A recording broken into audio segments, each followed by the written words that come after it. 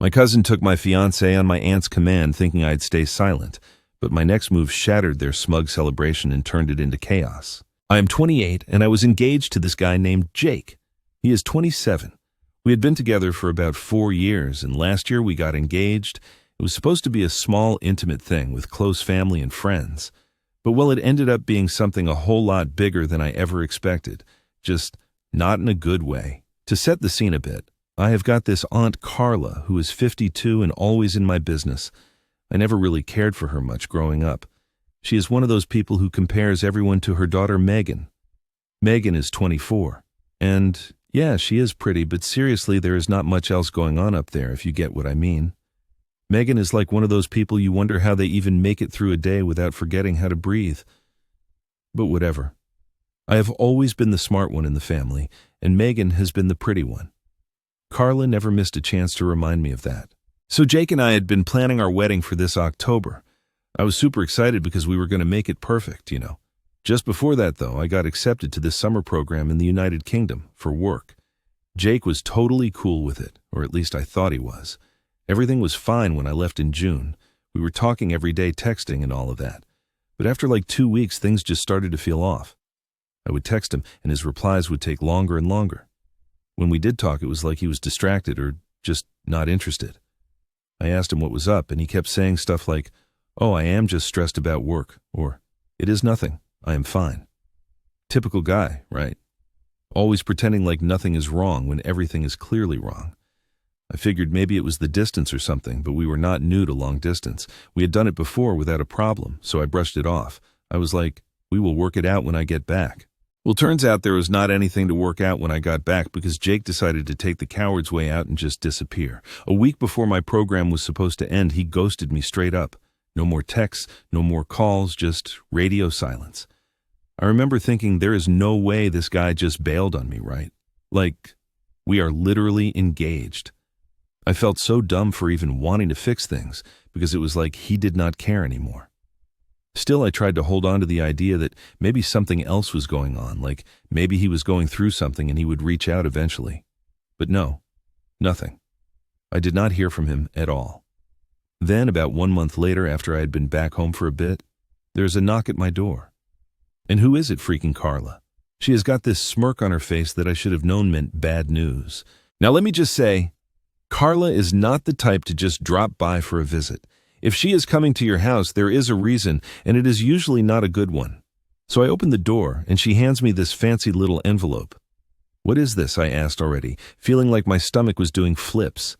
"It is a wedding invitation, sweetie," she says, all casual-like. Now at this point, I'm thinking, oh cool, someone is getting married. But when I opened it and saw Jake's name next to Megan's, I literally felt like the ground was about to open up and swallow me whole. They were getting married. My fiancée was marrying my freaking cousin. I must have stood there for a solid minute just staring at the invitation, not even blinking. Carla being the absolute piece of work that she has just stood there watching me. I swear she was enjoying every second of my confusion. When I finally looked up, I could not even form words.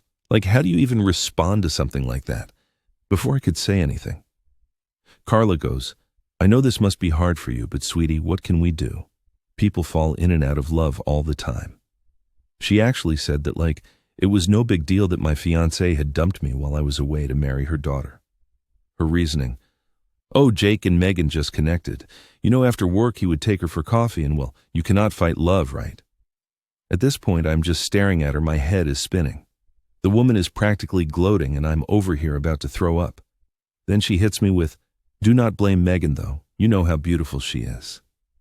I'm sure Jake just could not resist. I wanted to punch her. I really did. But instead I just kind of stood there, tears in my eyes, trying to process what she was telling me. My aunt, the one who always treated me like crap compared to her perfect daughter, was now telling me that Jake had fallen for Megan because she was prettier. And the worst part, she was saying it like it was my fault for not being as pretty as Megan. I somehow managed to pull myself together enough to tell her I had something to do, and she needed to leave. As she walked out, she threw in one last comment. "Do not take it too hard, sweetie. You are still young. I am sure you will find someone eventually. Just, lower your standards a bit." Yeah, she actually said that. When she finally left, I slammed the door so hard I thought it might break off the hinges.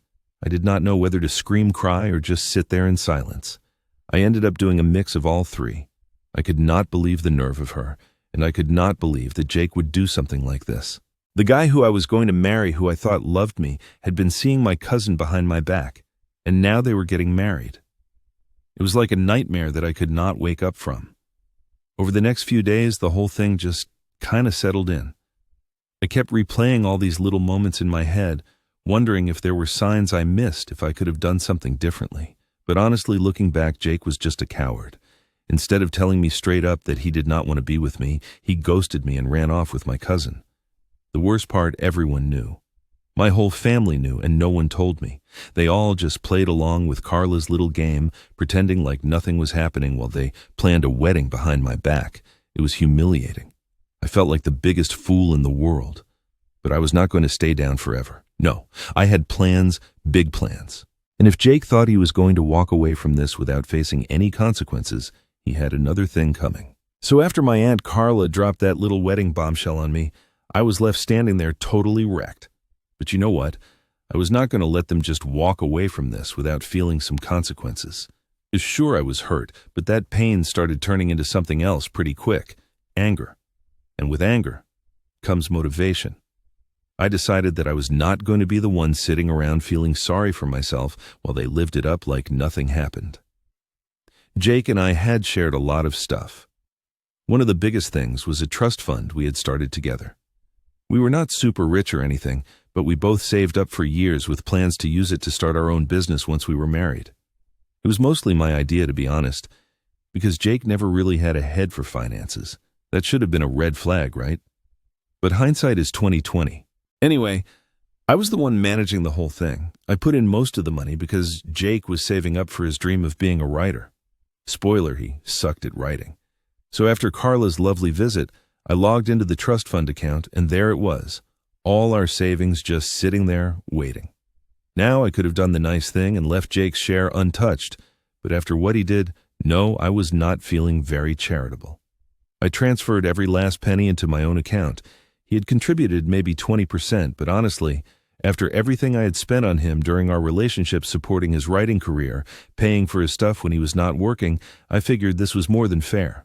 I thought, let us see how you start your business now, buddy. He had no clue I even had access to everything. In his mind, that money was still sitting pretty, waiting for the day we would use it together. The joke was on him. He was about to get a rude awakening, but I would save that for later. A few weeks go by, and I'm hearing all kinds of gossip from family and friends. Apparently, Jake quit his job around the time we got engaged to focus on writing, but it was not really going anywhere. No surprise there. He was not exactly disciplined. Instead of putting in the hours and hustling, he would spend his days with Megan going to cafes, acting like he was some tortured artist. Carla was loving it, though. She thought Jake was going to make it big, and when he did, her daughter would be married to a successful writer. Delusional, right? But then reality started catching up to them. I found out through my mom, who, by the way, was just as disgusted by all of this as I was, that Jake had not had a steady client in months. He was barely scraping by relying on Megan's part-time job as a receptionist to cover their expenses. I laughed so hard when I heard that.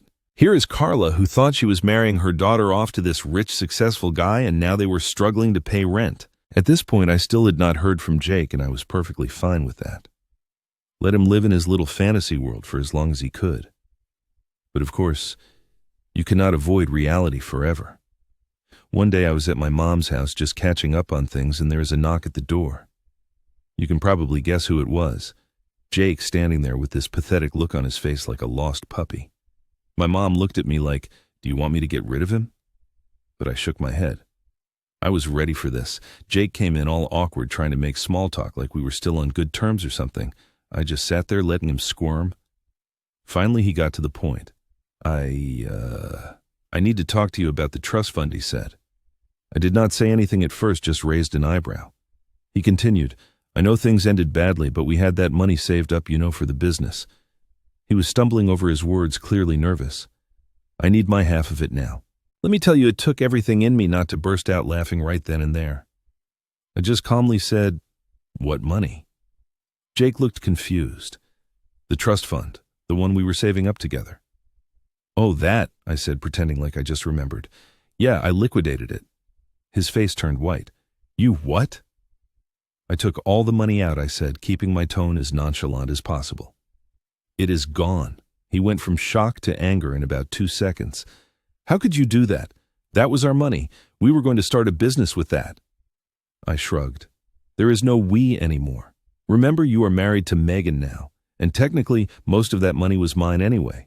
I supported you for months when you were not working, so I would say it evens out. Jake looked like he was going to explode. That is not fair. I put in money too.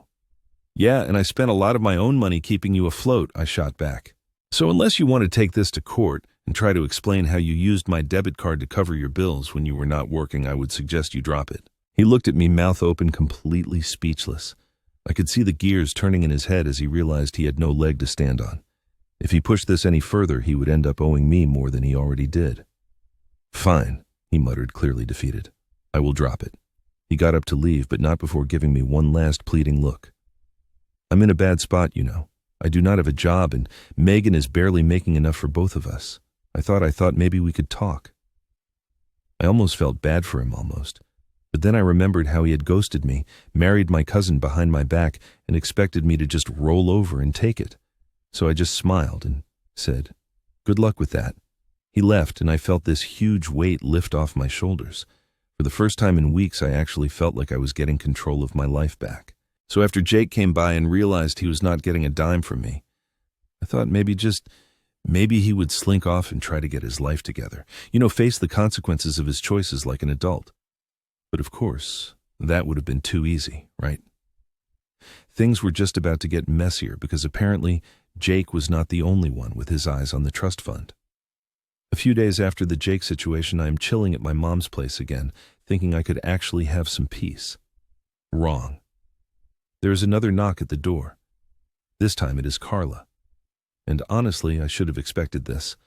Of course, if Jake had come begging for money and got nothing, Carla would show up next. She was always the type to think she could talk her way out of anything.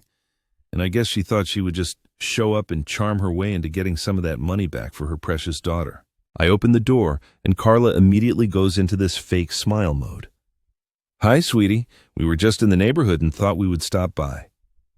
"Yeah, sure. Just happened to be in the neighborhood."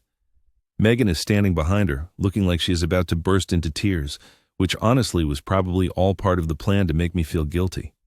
Not gonna lie, it was kind of satisfying seeing her like that after everything that happened.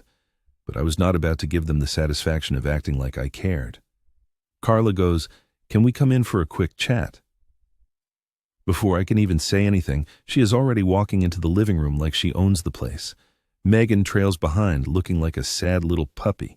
I am like, okay, what is this about? Because I'm not in the mood for any more of their BS. Carla, of course, launches straight into it. "We heard you talked to Jake the other day." She starts all casual, like she's discussing the weather and, well, he mentioned the trust fund and how you liquidated it. I did not say anything, just crossed my arms and stared at her. She is fidgeting a bit, but trying to keep her fake smile going. "Look, I know things did not end well between you and Jake, but Megan and Jake are struggling right now. It is not easy starting a marriage when money is tight, and I just thought maybe you could give them his share. It is only fair." I almost laughed out loud at that. "Fair?" I asked. "Fair? Like how Jake dumped me and married my cousin behind my back. That kind of fair?" Carla waved her hand like I was talking about some minor inconvenience. "Oh, sweetie, do not be so dramatic. People move on, things change. But this money, this is about starting their life together. They need it."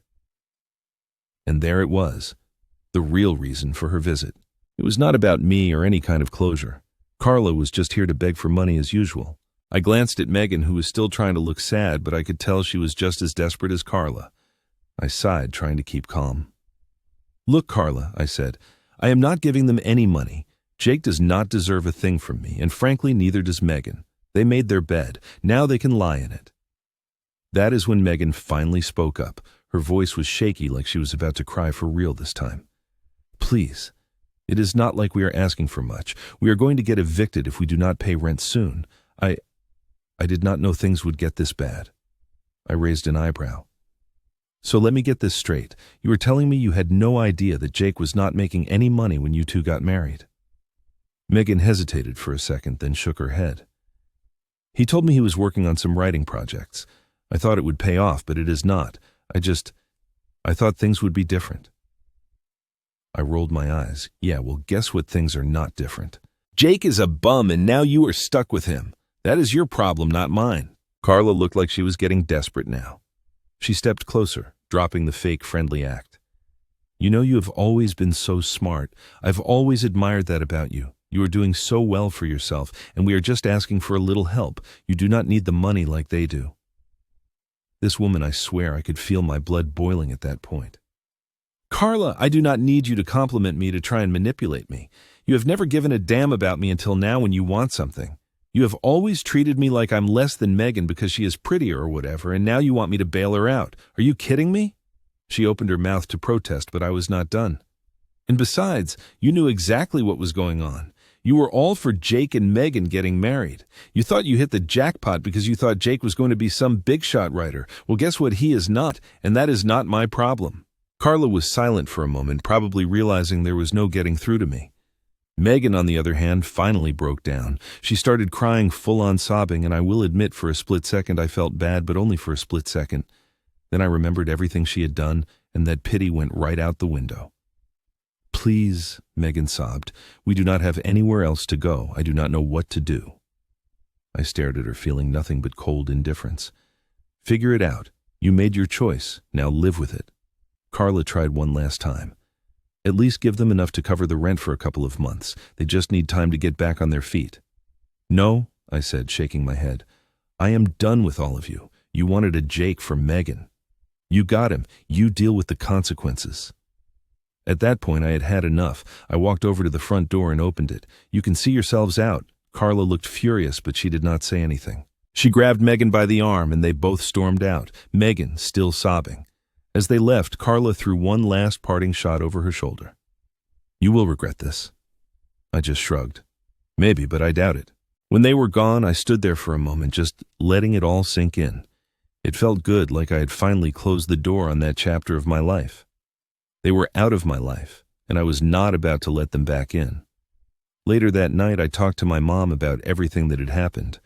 She laughed when I told her how Carla had tried to guilt me into giving them money.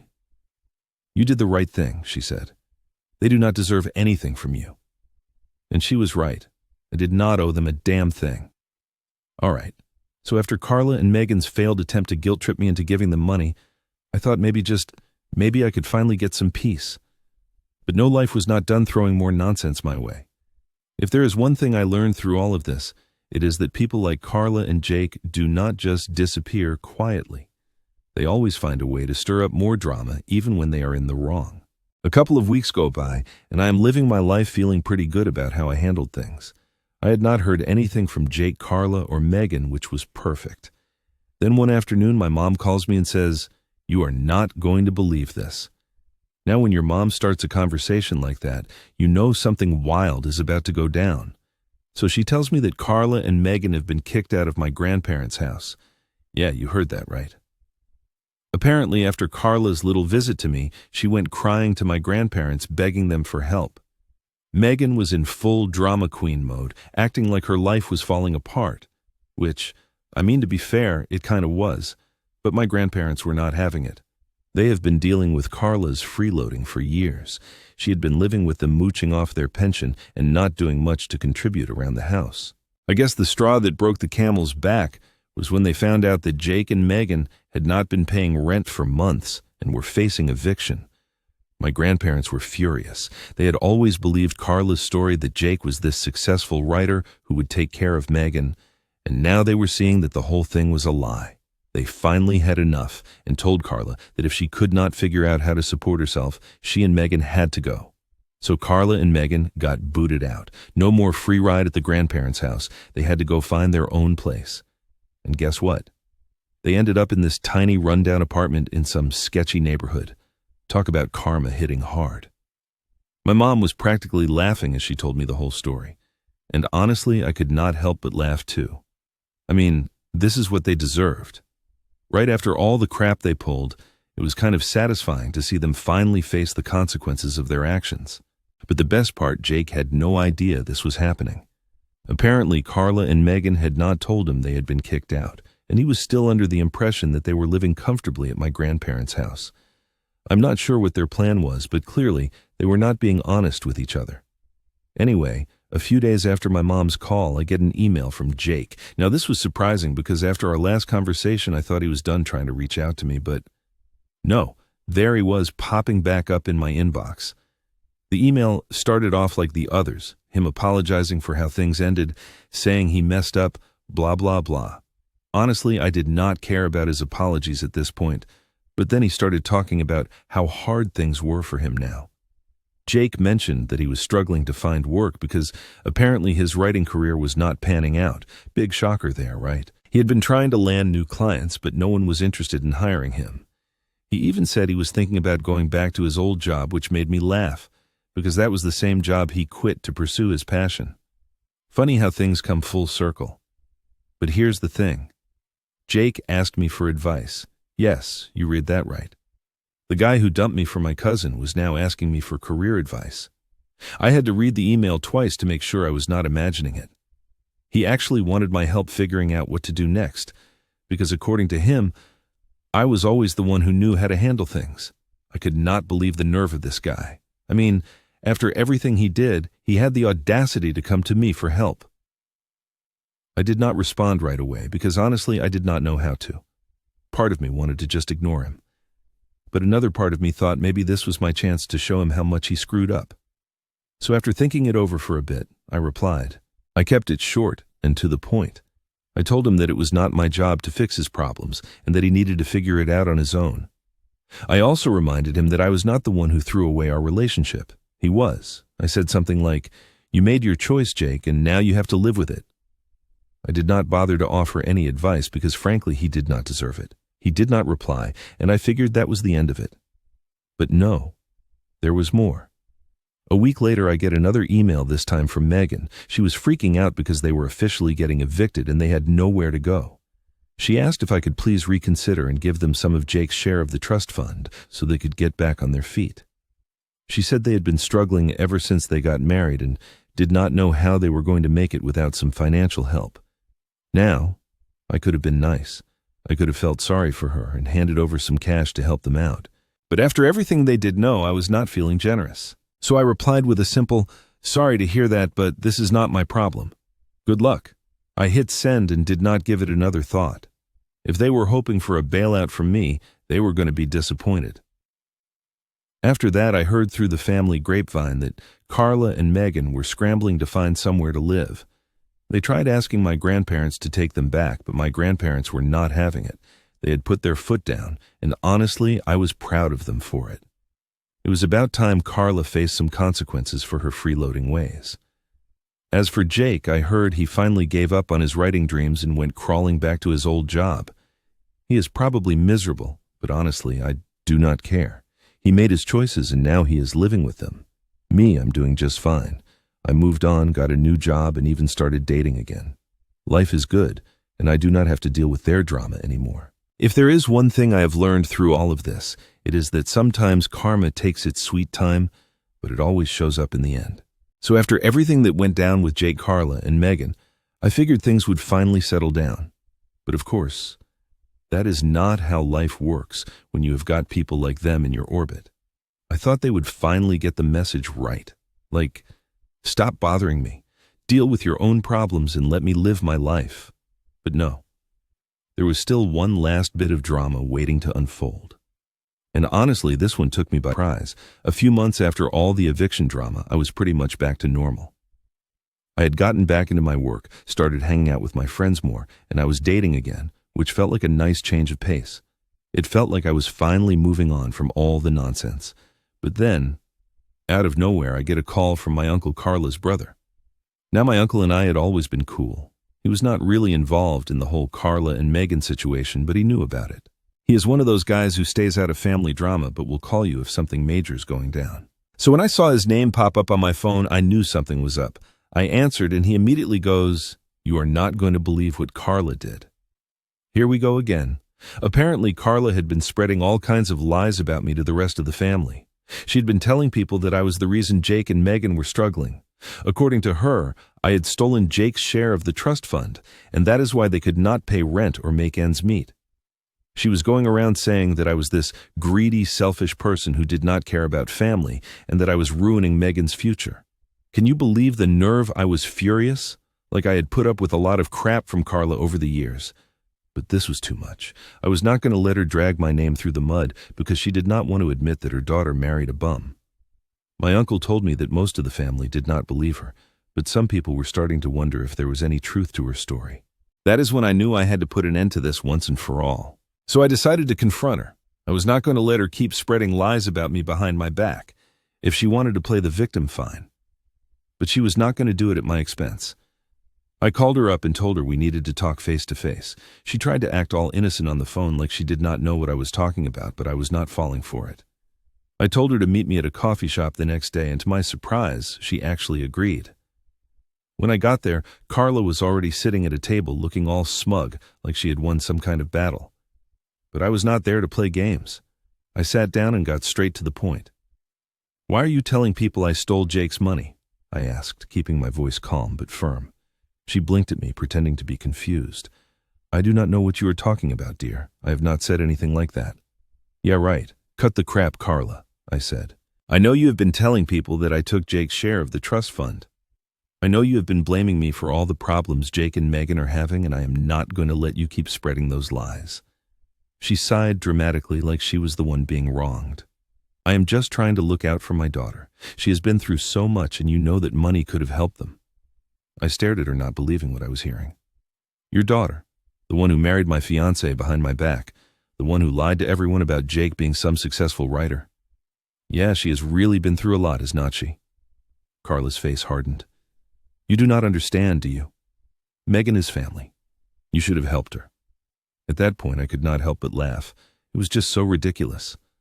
"Help her after everything you and Megan did to me? You seriously think I owe you anything?" Carla leaned forward, her voice dropping to a whisper, like she was trying to intimidate me or something. "You think you are better than us? Do not you? Just because you have got your life together, you think you can look down on us. But I am telling you right now, you are going to regret this." I rolled my eyes.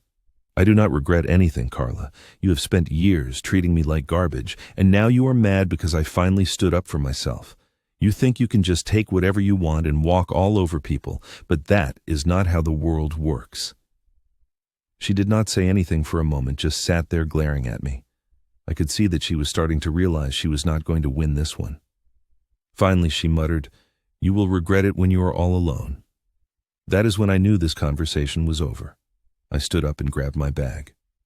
"You know what, Carla, I would rather be alone than surrounded by people like you." I walked out of the coffee shop feeling lighter than I had in months. It was like I had finally closed the door on all the toxic crap she and Megan had been putting me through. And honestly, it felt good. Later that day, I called my uncle and told him what happened. He laughed and said, "Carla has always been like that. She is never going to change." He was probably right, but at least I did not have to deal with her anymore. As for Megan and Jake, I heard through the grapevine that they were still struggling to get by. They had moved into an even smaller apartment, and Jake was working a dead-end job he hated. Every once in a while, I would hear from family members that Megan was complaining about how hard things were, but I did not really care. They made their choices, and now they were living with the consequences. Me, I am doing great. I had moved on from the whole mess, focused on my career, and started seeing someone new. Life is good, and I was not going to let people like Carla or Megan bring me down anymore. If they wanted to keep playing the victim, that was their problem, not mine. And that is how it all ended. No dramatic resolution. No big apology from Carla or Megan. Just me moving on with my life and them still stuck in the mess they created. Sometimes that is the best kind of ending you can hope for.